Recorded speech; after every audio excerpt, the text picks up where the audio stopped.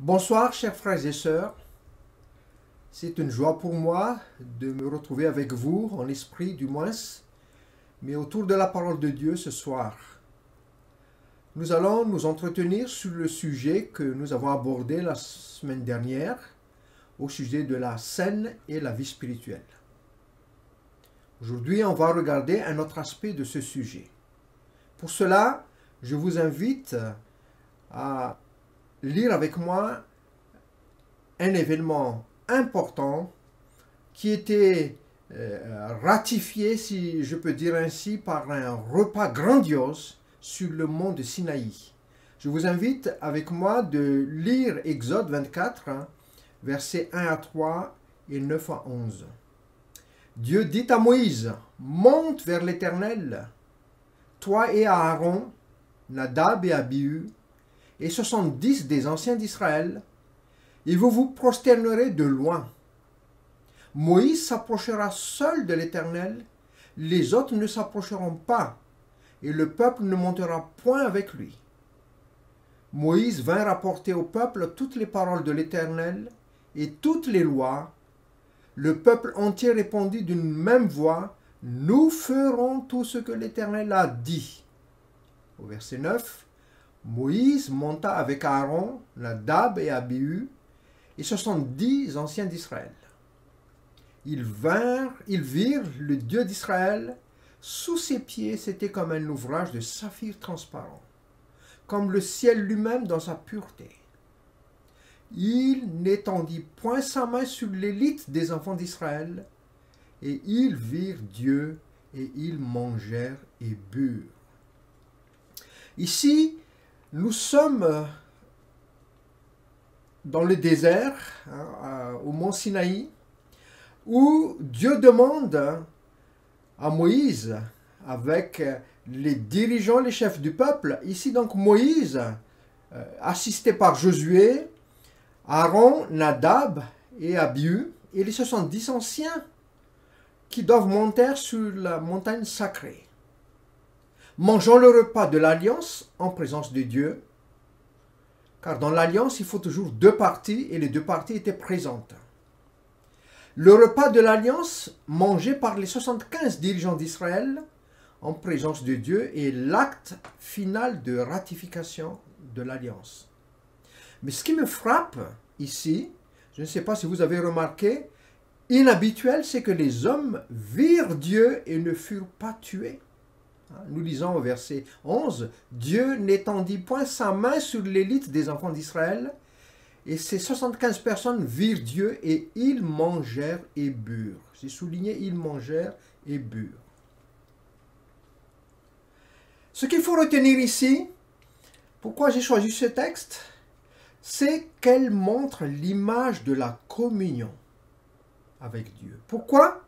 Parce que le fait de participer au repas exprime la communion entre Dieu et son peuple.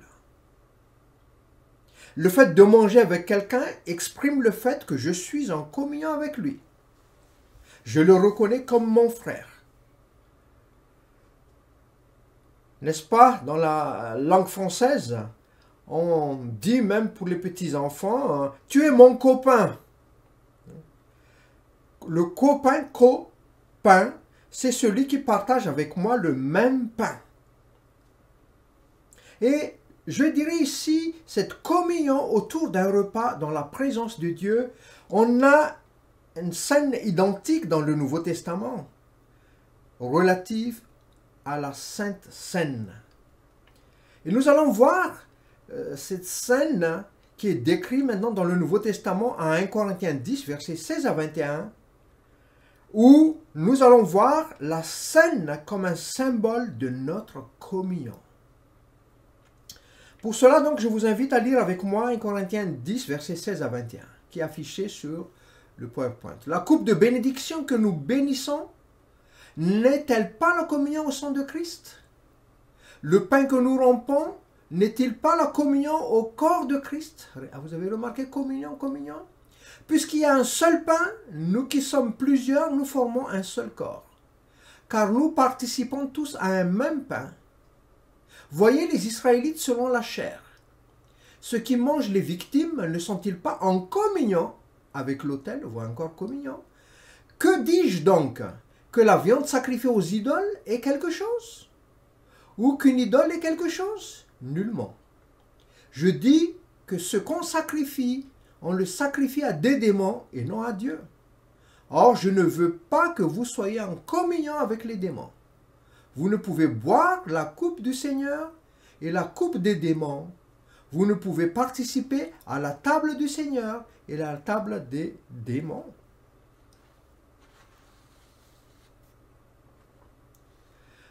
Ce soir, pour centrer nos esprits sur ce passage que nous venons de lire, je vous propose de regarder ensemble avec moi 3 points que nous allons développer ce soir. Le sujet, c'est la scène, symbole de notre communion. Et nous allons voir les éléments du symbole de notre communion, au verset 16.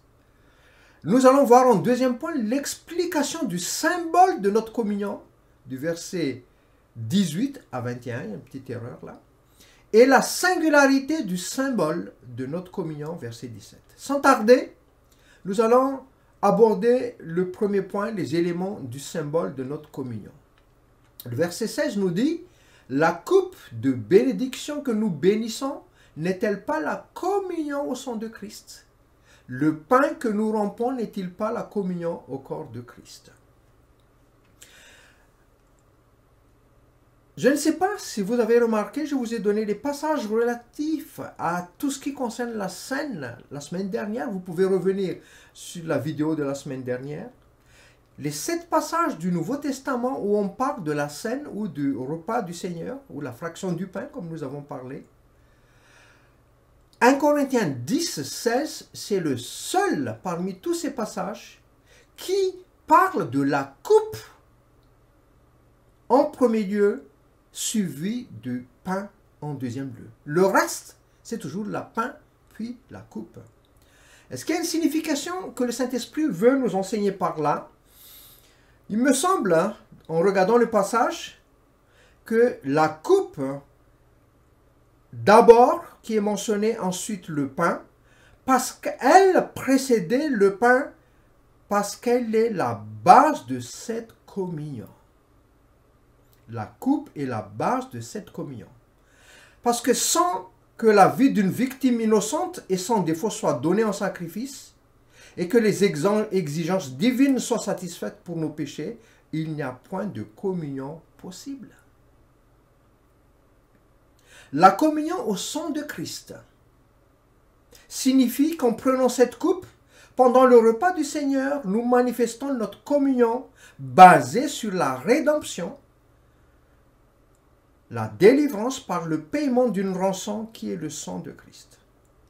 Donc le sang nous rappelle que le Seigneur Jésus a donné volontairement sa vie sous les terribles vagues de la colère de Dieu contre nos péchés. Combien vraies sont les paroles d'1 Pierre, chapitre 1, verset 19, le sang précieux de Christ. Il est important de préciser qu'il n'y avait rien dans le sang physique de Christ qui pouvait ôter le péché. Mais c'est sa mort, représentée par son sang versé, qui a payé la peine du péché et nous a rachetés. Je voudrais juste m'arrêter un instant sur la nouvelle alliance inaugurée par le sang de Christ. C'est pas pour rien que j'ai choisi ce repas devant le mont Sinaï, qui célèbre la ratification de l'alliance de Dieu envers son peuple, avec ce repas inauguré donc avec Dieu par la présence de ces 75 élites d'Israël. Et exactement ici, nous avons la même chose en ce qui concerne la scène. En plus de nous avoir délivrés de nos péchés, le sang de notre Sauveur nous a introduits dans une relation avec Dieu qui est tout à fait nouvelle et éternelle. Donc la coupe représente le solide fondement sur lequel repose notre relation avec Dieu, le Père, et c'est le sang de la nouvelle alliance. Nous nous souvenons que sous l'ancienne alliance, inaugurée par le sang des animaux, Moïse, après avoir, devant tout le peuple et tous les commandements de la loi, pris le sang des veaux et des boucs avec de l'eau, de la laine écarlate et de l'hysope, et fit l'aspersion sur le livre lui-même et sur tout le peuple, en disant, « Ceci est le sang de l'alliance que Dieu a ordonné pour vous. » N'oublions pas que dans l'Ancienne Alliance, c'est simple. Tu feras ceci et tu auras la vie. Tu ne ferais pas ceci, ça sera la mort. Exode 20. Donc la transgression de cette alliance entraînait la malédiction. Et Paul dit en Galates 3,10, « Car tous ceux qui s'attachent aux œuvres de la loi sont sous la malédiction. Car il est écrit, maudit quiconque n'observe pas tout ce qui est écrit dans le livre de la loi et ne la met pas en pratique. » Mais regardez une chose tout à fait nouvelle, sous la nouvelle alliance qui repose sur le sang précieux de Christ. Ce n'est plus tu feras et tu vivras, mais par la grâce, Dieu nous donne tout en Jésus-Christ. Chers frères et sœurs, pour nous en tant que chrétiens, c'est la coupe de bénédiction suprême qu'à notre tour nous bénissons en étant reconnaissants au Seigneur pour sa mort chaque fois que nous la buvons en mémoire de lui. La coupe de bénédiction que nous bénissons n'est-elle pas la communion au sang de Christ? Ce qui nous amène maintenant à l'explication du symbole de notre communion, c'est la deuxième partie.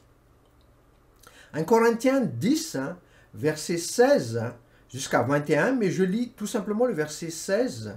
Ici encore, la coupe de bénédiction que nous bénissons n'est-elle pas la communion au sang de Christ? Le pain que nous rompons n'est-il pas la communion au corps de Christ? Quelle est la signification ou la leçon spirituelle que nous enseignent les deux éléments du symbole?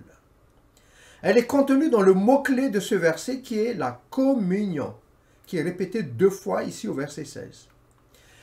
Il y a quelque temps, nous avons eu l'occasion de parler de ce sujet. Et n'oubliez pas que le mot ici, c'est exactement le mot koinonia, qui signifie avoir quelque chose en commun ou partager quelque chose avec quelqu'un. Donc le repas du Seigneur est une expression de la communion établie par le sang versé et par le don de son corps en sacrifice expiatoire. Et par l'acte de notre participation au repas du Seigneur, nous démontrons que nous sommes en communion d'une part avec le Seigneur et d'autre part avec son corps qui est formé de tous les croyants, ici souligné par le mot-clé la communion. Donc Paul va rendre claire cette vérité spirituelle en se servant de l'exemple de la vie passée de ces chrétiens en Corinthe quand ils étaient encore idolâtres avant leur conversion. Donc avant leur conversion, de nombreux chrétiens de Corinthe avaient été païens, idolâtres. Et en ce moment-là, ils étaient unis avec, c'est le sens du mot koinonia, en communion avec les idoles qu'ils vénéraient, ou plutôt avec les démons qui se cachaient derrière elles. Et cela se voyait particulièrement quand ils participaient aux sacrifices d'animaux qui leur étaient consacrés. Ces sacrifices étaient des actes sociaux auxquels toute la population de la cité s'associait. À l'époque, les négliger étaient considérés comme un acte incivique et pouvaient entraîner des conséquences graves pour celui qui risquait ainsi d'attirer, disait-on, la vindicte des dieux sur toute la communauté. Grande était donc la tentation pour certains croyants de participer à ces fêtes pour éviter de se faire mal voir. Ici, par l'acte de participer au repas, quel que soit le lieu de communion auquel on participe, c'est-à-dire à l'assemblée, soit à l'autel juif, soit le temple païen, vous témoignez d'une part de votre communion avec l'objet de l'adoration et d'autre part à tous les autres participants. Je répète, ça c'est le clé de ce passage que nous sommes en train de nous entretenir. Par l'acte de participer au repas, vous témoignez d'une part de votre communion avec l'objet de l'adoration et d'autre part avec tous les autres participants. C'est ce qu'il faut retenir, et j'ai mis sur le PowerPoint en premier point, la communion du corps de Christ est exprimée par la participation au repas du Seigneur, selon le verset 17. Puisqu'il y a un seul pain, nous qui sommes plusieurs, nous formons un seul corps, car nous participons tous à un même pain. D'y participer symbolise qu'on participe à sa mort expiatoire exactement de la même manière que la participation à l'autel pour les Juifs de l'Ancien Testament, qui symbolisait la participation aux rites sacrificiels de l'Ancien Testament, donc les rites à ces sacrifices et à ces cérémonies. De même, la participation aux choses sacrifiées aux idoles pour les païens idolâtres symbolisait la participation à la communion des démons, car si les idoles ne sont rien, attention, les démons sont bien réels. C'est le verset 19 et 20, ce que Paul est en train de leur signifier. J'aimerais donner, si vous voulez, pour mieux comprendre ce que Paul est en train d'enseigner ici sur l'explication du symbole, hein, vous donner 4 éléments que j'ai nommés ici, 4 choses qui englobent la communion. Essentiel pour comprendre ce passage, que je laisse à tête reposée, que vous le regardiez. D'abord, il y a le lieu de communion. Dans le verset qui nous intéresse, le lieu de communion, ça peut être l'assemblée pour les chrétiens, l'autel pour les juifs et le temple païen pour les païens idolâtres. L'objet de la communion, c'est le Seigneur pour le Nouveau Testament, l'Éternel dans l'Ancien Testament et les démons pour les idolâtres. Et les participants de la communion, c'est les croyants à qui Paul s'adresse ici, le peuple d'Israël pour l'Ancien Testament et les idolâtres pour les païens du Nouveau Testament. Et 4e élément, c'est l'élément pour la communion. Regardez dans le texte, vous allez relever les éléments pour la communion, le pain et la coupe pour les croyants, les animaux sacrifiés pour les Juifs, hein, Lévitique 7, 25, et les animaux, les viandes sacrifiées aux idoles pour les idolâtres. 1 Corinthiens 8, verset 1, verset 4, verset 10, et 1 Corinthiens 10, verset 19. Voilà les 4 choses qui englobent la communion. Et ici, nous avons affaire dans 1 Corinthiens 10, verset 16 à 21, à 3 cercles de communion.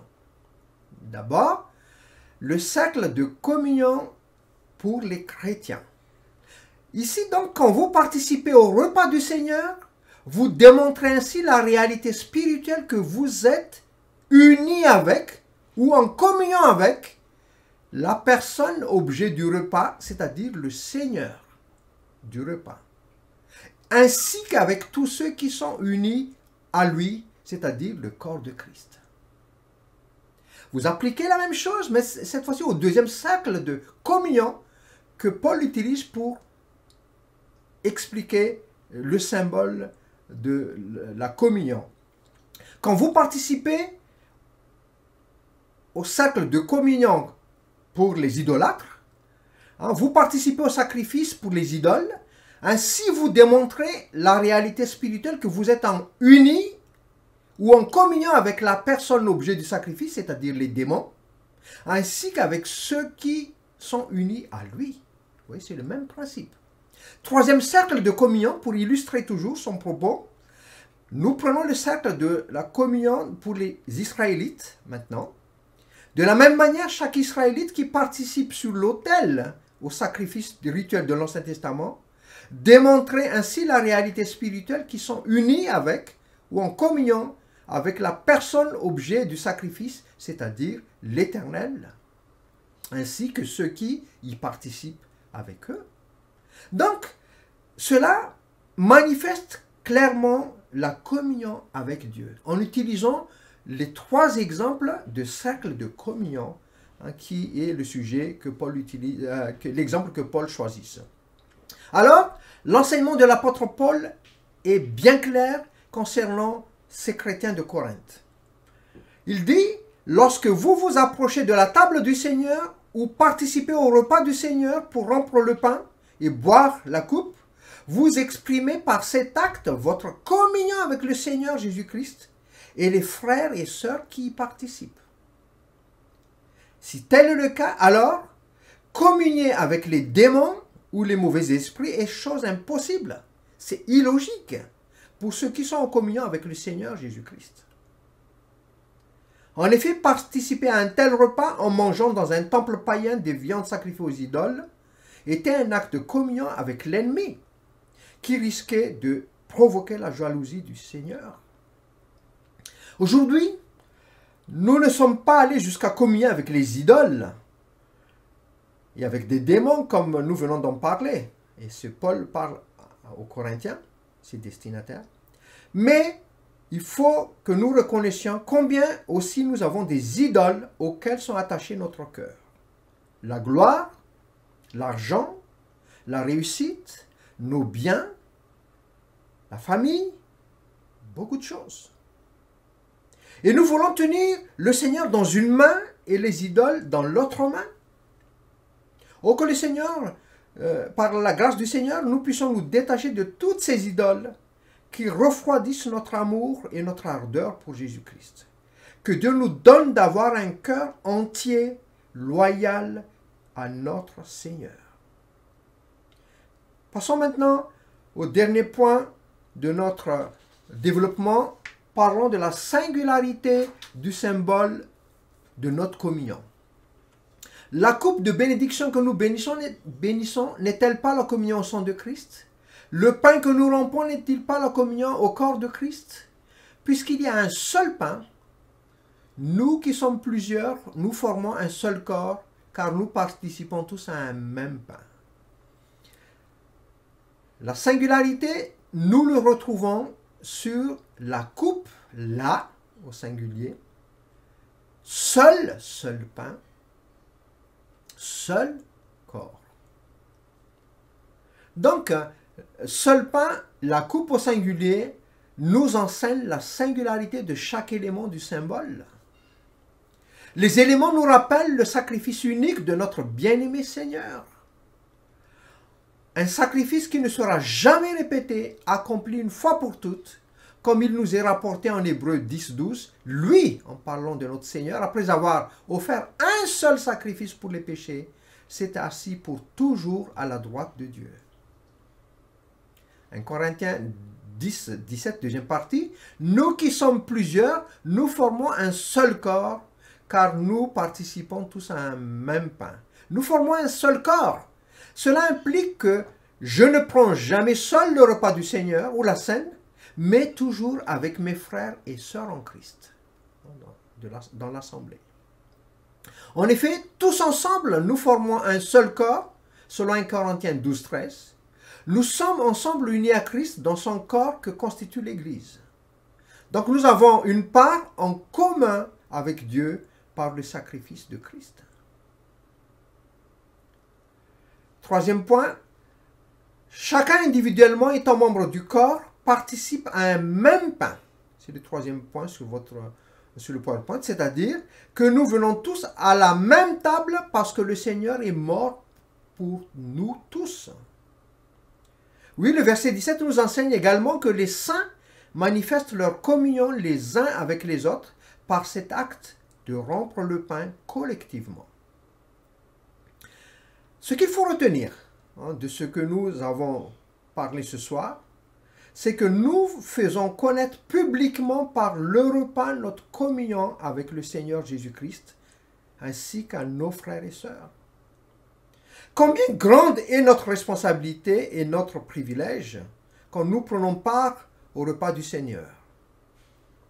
Oh, chers frères et sœurs, que ces pensées développent nos affections pour notre Seigneur. Pas seulement lorsque nous participons au repas du Seigneur ou prenons la scène, mais bien toute notre vie. Que Dieu vous bénisse et que sa parole nous aide à mieux connaître sa volonté et combien Dieu veut communier avec son peuple. Et le repas, c'est le symbole merveilleux qui manifeste cet enseignement. Et que Dieu vous garde